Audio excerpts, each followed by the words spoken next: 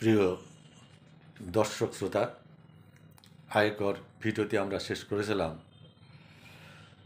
চাঁদ সদাগরের মনসার পূজা দিতে অস্বীকারের মধ্য দিয়ে। এর পরের অংশটুকু আপনাদের সামনে এবার তুলে ধরছি।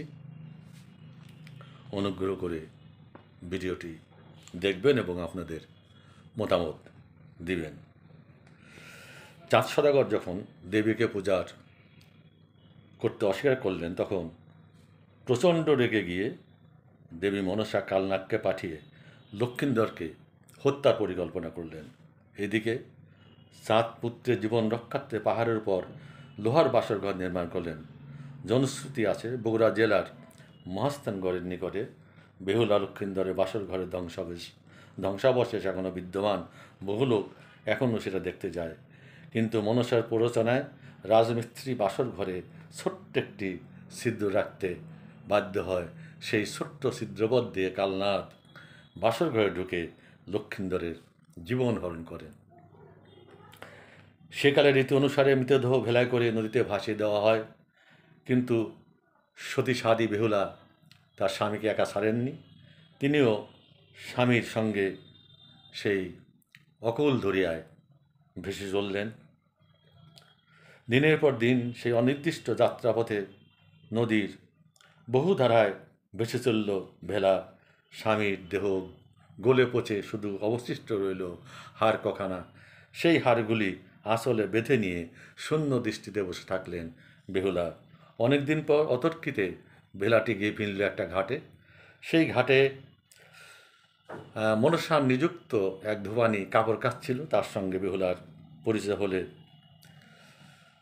ধোবানি তার দুঃখের কাহিনী শুনে বেহুলাকে স্বর্গরাজ্যে দেবরাজ ইন্দ্রের রাজসভায় নিয়ে গেলেন। সেখানে দেবতাদের মন সন্তুষ্ট করতে বেহুলা নৃত্য পরিদর্শন করলেন।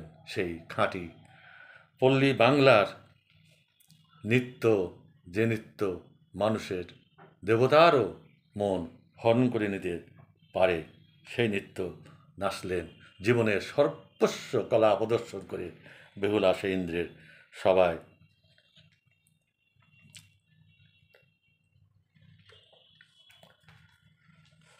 তখন ইন্দ্রের নির্দেশে মনসা দেবী লক্ষিন্দরের জীবন ফিরিয়ে দিলেন। জীবিত স্বামীকে নিয়ে বেহুলা ফিরে আসেন শ্বশুরালয়ে এবং তাকে অনুরোধ করেন মনসার পূজা দিতে। বেহুলার ত্যাগ, তিতিক্ষা এবং জীবিত পুত্রের মুখ দেখে অবশেষে চাঁদ সদাগর বাম হাতে মনসার পূজা অর্পণ করেন। দেবী এতেই সন্তুষ্ট হন। চাঁদ সদাগরের মনসা পূজা করায় ক্রমে তা ছড়িয়ে পড়ে উচ্চ শ্রেণীর হিন্দু সম্প্রদায়ের মধ্যে। বেহুলা লক্ষিন্দরের এই করুণ কাহিনী নিয়ে ভাসান যাত্রা সেকালে ছড়িয়ে পড়েছিল বাংলার ঘরে ঘরে।